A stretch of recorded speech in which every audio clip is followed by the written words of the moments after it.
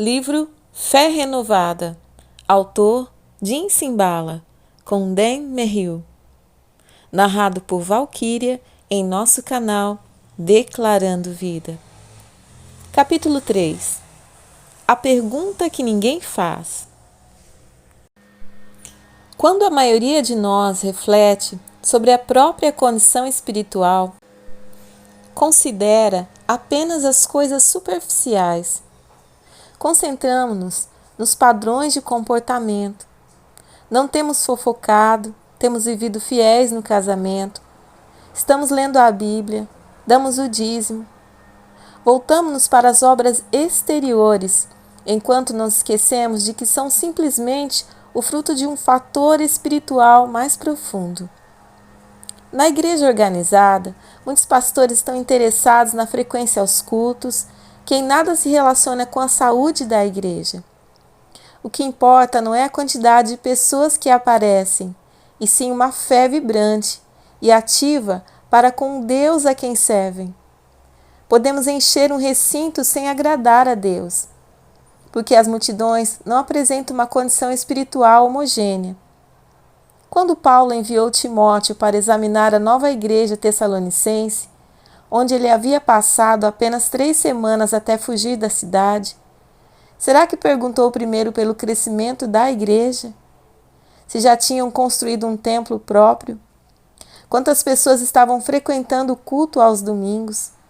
Se as ofertas eram suficientes para pagar as contas? E quanto a cada pessoa? Se pararam de usar palavrões? Se deixaram de beber, de farrear? Se deixaram de participar de entretenimentos ruins? Se estavam praticando sexo ilícito? Nada disso. Pelo contrário, em 1 Tessalonicenses 3, o apóstolo Paulo revela que sua preocupação primeira era com o nível da fé de seus preciosos convertidos. Quer saber a temperatura da saúde espiritual? É sobre a fé que está querendo informações. Ele não presumia que só por ser cristãos, todos automaticamente tinham uma fé robusta. Ouça as palavras dele e veja como seu método é pouco difundido em nosso meio hoje. Enviamos Timóteo para fortalecê-los e dar-lhes ânimo na fé. Versículo 2. Por esta razão, não suportando mais, para saber a respeito da fé que vocês têm. Agora, porém, Timóteo acaba de chegar da parte de vocês, dando-nos boas notícias a respeito da fé e do amor que vocês têm. Versículo 6. Por isso, irmãos, em toda a nossa necessidade e tribulação, ficamos animados quando soubemos da sua fé. Versículo 7. Noite e dia insistimos em orar para que possamos vê-los pessoalmente e suprir o que falta à sua fé. Versículo 10. De alto a baixo, por todo o capítulo, Paulo está repisando uma simples palavra. Na realidade, é mais do que uma simples verificação ou inspeção. Ele enviou Timóteo para fortalecer e dar ânimo às pessoas em sua fé. Em outras palavras, fazer o possível para melhorar o quadro vigente. Timóteo trouxe de volta um bom resumo, conforme citado acima. Nada foi dito sobre o templo dos Tessalonicenses, você deve ter notado. Em vez disso, muita atenção foi dada à fé deles. Mas ainda assim, Paulo não ficou satisfeito. No versículo 10, diz que deseja fazer outra viagem ele próprio até lá para vê-los pessoalmente e suprir o que falta à sua fé. Fé, fé, fé, fé. Por que esse realce? O que move o coração de Deus? O que Paulo sabia é que nós parecemos ter esquecido e que, quando as pessoas erram em seu comportamento e voltam à vida do pecado ou esfriam no Senhor, é porque antes a fé delas desabou. Quando o temperamento de uma pessoa continua fora de controle, o problema não é esse na realidade. Por baixo há uma fraqueza na fé. O mesmo acontece quando nos afastamos de uma vida correta. O alvo de meu ministério no Brooklyn Tabernáculo não é encher o edifício, é pregar a palavra de Deus de tal maneira que a fé das pessoas em Cristo seja edificada. Deus não precisa de bela música, de um belo coro de igreja. Se quisesse um espetáculo musical, mandaria os anjos cantar. Eles nunca engolem uma palavra nem desafinam. Mas o que ele realmente deseja é um povo que demonstre deter uma fé forte nele. O que você acha que deixaria Jesus impressionado? Afinal, por meio dele o mundo e toda a humanidade foram criados, antes de mais nada. Ele sempre existiu no próprio céu. Enquanto esteve na terra, será que houve algo que o admirasse a ponto de exclamar: "Puxa, isso é mesmo extraordinário! Oba!" Nunca em nenhum capítulo dos 4 evangelhos Jesus se maravilhou com a justiça de alguma pessoa. Afinal, ele próprio foi totalmente puro e santo. Nunca ficou impressionado com a sabedoria ou a instrução de ninguém. Nunca disse: "Gente, Mateus é tão inteligente, não acham? Realmente escolhi um gênio financeiro." Mas ficou admirado com uma coisa: com a fé das pessoas. Quando disse ao centurião romano que iria na casa dele para lhe curar o servo, e o centurião disse que não se incomodasse, mas apenas dissesse uma palavra de cura, Jesus comentou: "Eu lhes digo que nem em Israel encontrei tamanha fé." Lucas 7:9.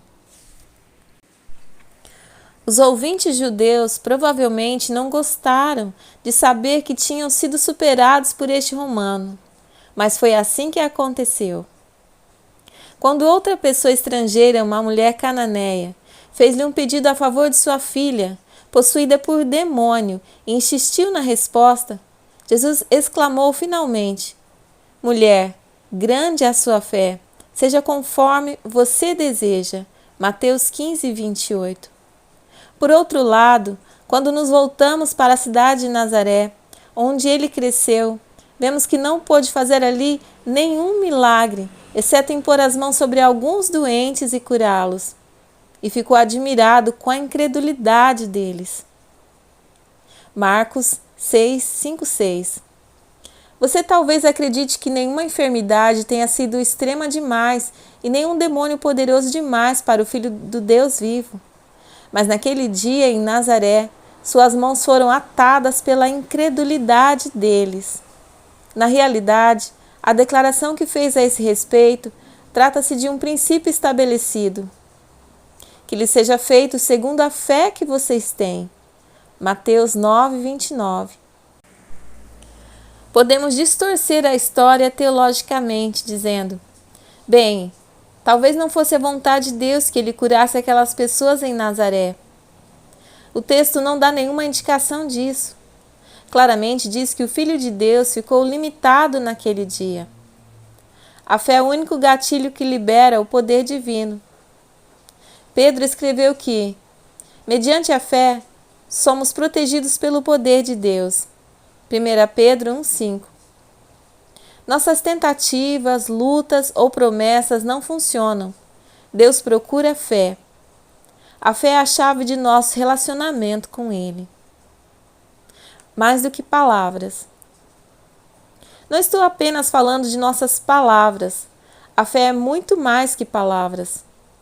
Às vezes não somos muito melhores do que o povo de Israel de certa época, sobre quem o Senhor falou: esse povo se aproxima de mim com a boca e me honra com os lábios, mas seu coração está longe de mim.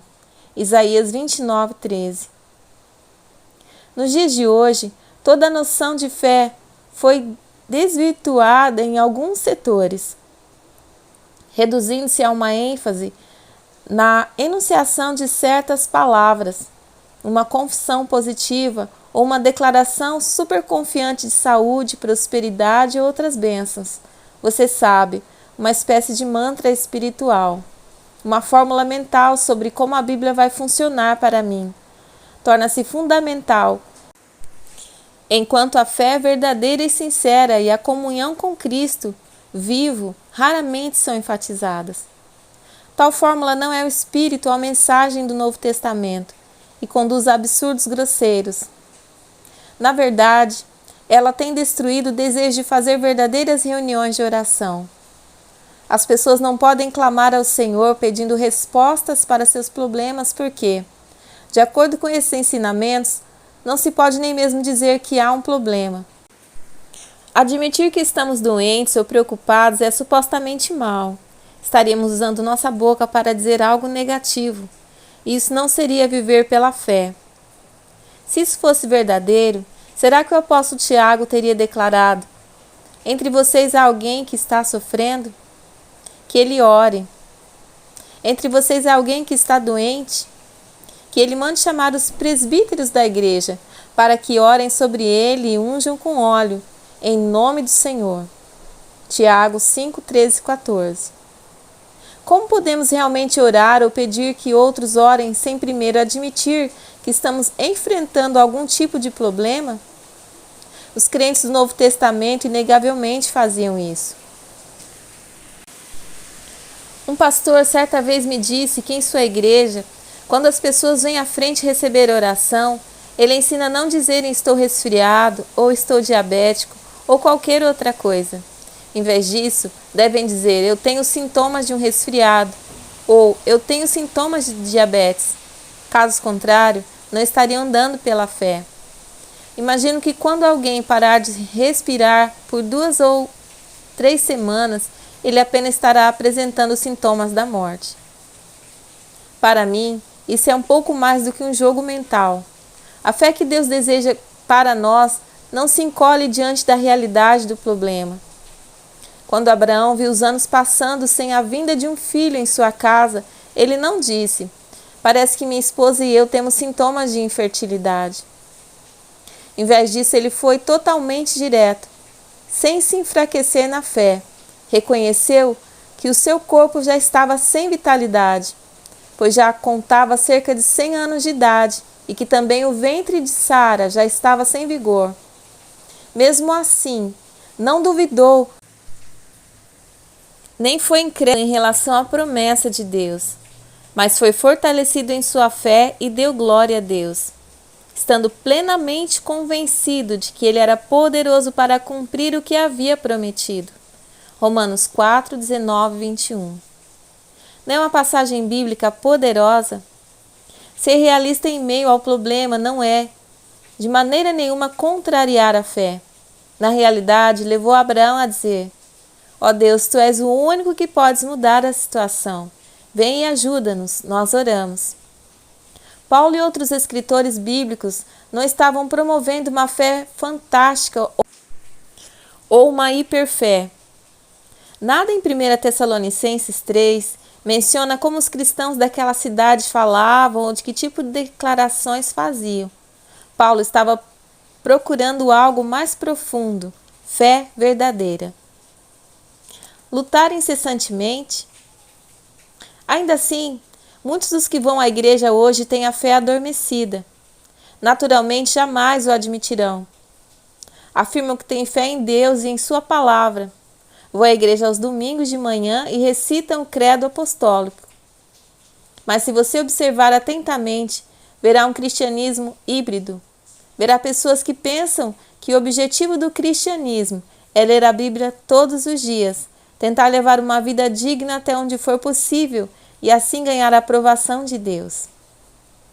A palavra-chave delas para designar a vida cristã é luta. Dizem coisas como: estou lutando para obedecer ao Senhor e fazer a sua vontade. Faço o melhor que posso. Todos nós lutamos, você sabe. O que se revela é um cristianismo focado em nossas capacidades, não no poder de Deus. O que aconteceu com o ponto central da reforma protestante? Qual seja que não nos aproximemos de Deus por merecimento, mas aceitamos sua graça pela fé? Como os Gálatas, afastamos-nos de algo fundamental. Não foi por menos que o apóstolo Paulo lhes mencionou uma carta severa que dizia: será que vocês são tão insensatos que, tendo começado pelo Espírito, querem agora se aperfeiçoar pelo esforço próprio? Gálatas 3:3.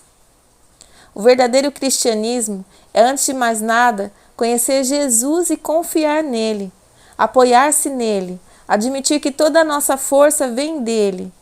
Esse tipo de fé, além de agradar a Deus, também é o único canal através do qual o poder de Deus flui em nossa vida, para que possamos viver vitoriosamente para Ele. É o que Paulo queria dizer quando escreveu: tudo posso naquele, Cristo, que me fortalece.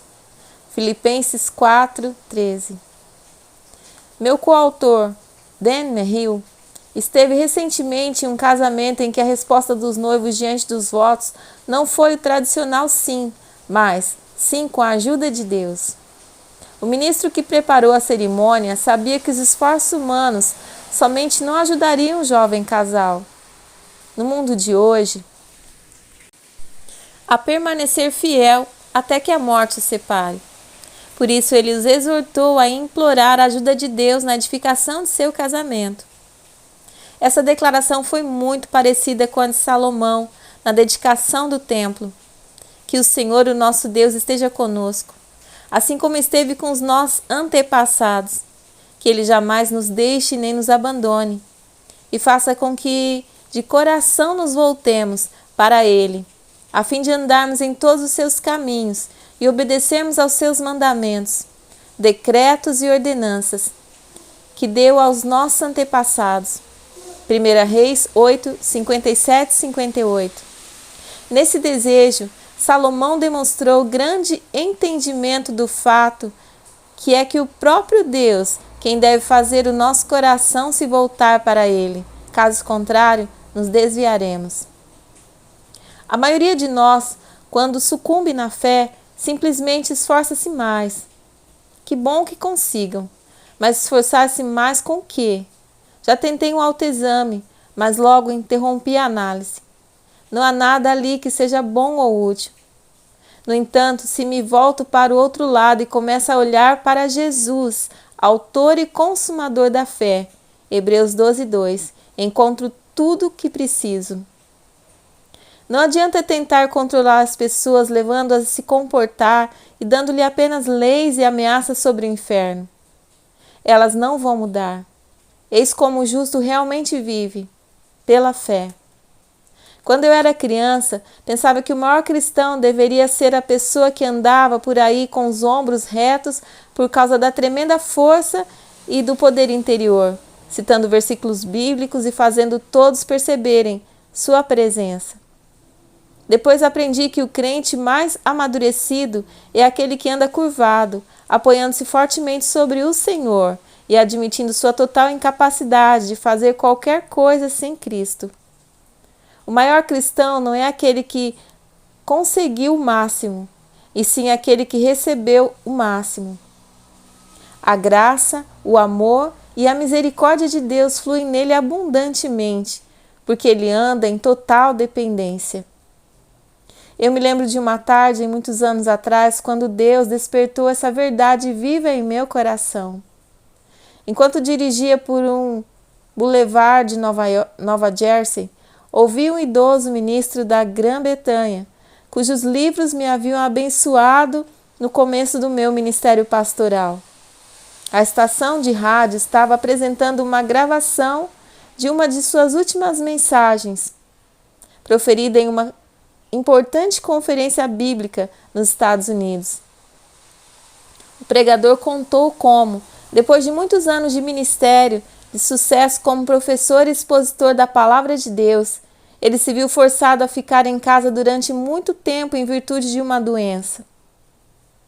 Essa mudança em sua agenda, que preenchia pregando, viajando e escrevendo, começou lentamente a lhe causar depressão. Ele lutou para vencê-la, apegando-se à palavra de Deus, mas isso se tornou difícil por causa de sua saúde. Subitamente ele contou: pareceu-me como se a tampa de um esgoto fosse levantada, e uma enxurrada de tentações, irritações e maus pensamentos se levantassem e me cercassem. Ali estava ele, um conhecido professor da Bíblia, escritor, lutando contra coisas que havia muitos anos não enfrentava. Sua voz falhou um pouco enquanto partilhava o horror de ser tentado, até mesmo a praguejar, coisa que nunca fizera em toda a sua vida, mesmo antes de se tornar cristão. Como aconteceu isso? Ele clamou ao Senhor. Depois de todos esses anos de trabalho cristão e cuidadoso estudo da Bíblia, por que me encontro nessa batalha desesperadora? Quando buscou ao Senhor, Deus lhe mostrou que a sua natureza humana realmente nunca havia mudado. Ah, sim! Se alguém está em Cristo, é nova criação. 2 Coríntios 5,17. Mas apenas porque Cristo habita nele como Salvador e ajudador. Parei no acostamento naquela tarde e chorei. Um de meus heróis da fé me havia deixado perplexo com sua vulnerabilidade. Da mesma forma, eu tinha de admitir que Jim Cymbala, o homem, nunca havia mudado, o velho homem, a carne, a minha natureza pecadora. A parte da graça e do poder de Deus, eu também não tinha esperança. A verdade é que Deus nunca opera com nossa carne ou nossa velha natureza, porque ela é totalmente depravada. Por isso, nunca deixamos de necessitar do poder do Espírito Santo durante a nossa peregrinação aqui na Terra. Nunca chegamos a um ponto em que podemos viver vitoriosamente sem a graça divina diariamente, derramada em nossa vida. Apenas o Espírito pode produzir seu fruto em nós e por meio de nós, para fazer de nós as pessoas que Deus deseja que sejamos. E Deus tem de mostrar regularmente como somos necessitados. Até mesmo o grande apóstolo Paulo precisou aprender essa aparente contradição da força de Deus, brotando da fraqueza pessoal. Como escreveu em 2 Coríntios 12, 9 e 10, o Senhor disse a ele: minha graça é suficiente para você, pois o meu poder se aperfeiçoa na fraqueza. E continua: portanto, eu me gloriarei ainda mais alegremente em minhas fraquezas, para que o poder de Cristo repouse em mim. Por isso, por amor de Cristo, regozijo-me nas fraquezas, nos insultos, nas necessidades, nas perseguições, nas angústias, pois quando sou fraco é que sou forte. Paulo não está somente tentando ser francamente humilde e autodepreciativo nessa passagem. Ele descobriu o segredo de que fomos criados apenas para ser vasos receptores, sem nenhuma força em nós mesmos, mas sendo simplesmente dependentes de Deus para ser preenchidos a cada momento com tudo o que precisamos. Paulo também sabia que Deus usa problemas e provações de todos os tipos para aumentar essa sensibilidade, para que pela fé possamos utilizar os recursos divinos. Não desista hoje por sentir-se fraco e derrotado. É exatamente aí que o poder divino o amparará, se você simplesmente crer e clamar ao Senhor em total dependência. Uma fé como a de uma criança não apenas agrada a Deus, mas é também o segredo de nossa força e poder. Socorro, Senhor. Se apenas atacarmos os sintomas da incredulidade, as diversas erupções do pecado em nossas igrejas, por exemplo, jamais chegaremos à raiz do problema. Por isso, a pregação legalista nunca produz verdadeira espiritualidade. Poderia parecer que sim no momento, mas não terá efeitos duradouros. Os cristãos tornam-se fortes apenas quando veem e compreendem a graça de Deus, que é recebida pela fé. Alguns anos atrás, eu estava levando minha neta, Suzy, para um passeio, quando 2 homens da rua vieram ao nosso encontro. A aparência desagradável dele a amedrontou. Em sua cabecinha, ela pensou que seria maltratada. Ela já estava segurando a minha mão, mas imediatamente sentiu o corpo se aproximando do meu enquanto se agarrava à perna da minha calça. Vovô, ela sussurrou. Com naturalidade, coloquei o meu braço à volta dela e disse que tudo estava bem. Os homens passaram por nós na calçada sem nenhum incidente. É exatamente isso que agrada o coração de Deus. Quando corremos para Ele, nos jogamos sobre Ele na oração da fé. Ele se regozija. Ele não quer que eu me arranje sozinho, tentando obter dele medalhas de ouro. Antes, quer que nos encostemos nele, andando com ele o mais agarrados possível. Ele não está tão interessado em nossos atos quanto no que recebemos dele. Afinal, o que podemos fazer ou dizer ou conquistar sem que antes recebamos da graça do trono de Deus para o nosso momento de necessidade? Hebreus 4:6. E tudo o que recebemos, recebemos por meio da fé. Talvez sua necessidade hoje seja parar completamente de lutar com as suas próprias forças. Renda-se e clame a Deus com uma fé simples. Lembre-se de que jamais alguém ficou desapontado depois de confiar nele. Nenhuma pessoa em toda a história humana dependeu de Deus e depois descobriu que ele a abandonou. Nunca, nem uma só vez. Deixe de resistir ao fato inegável de que o problema ou a necessidade é grande demais para você resolver.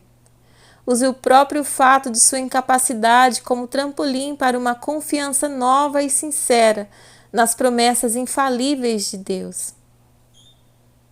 Portanto, que todos que são fiéis orem a ti, enquanto pode ser encontrado. Quando as muitas águas se levantarem, elas não os atingirão.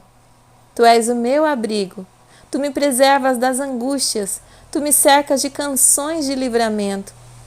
Eu instruirei e o ensinarei no caminho que você deve seguir. Eu o aconselharei e cuidarei de você. Não seja como o cavalo ou o burro, que não têm entendimento, mas precisam ser controlados.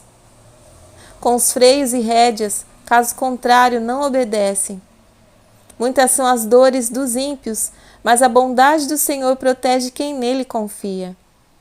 Alegrem-se no Senhor e exultem, vocês que são justos, cantem de alegria, todos vocês que são retos de coração. Salmo 32, versículos 6 a 11.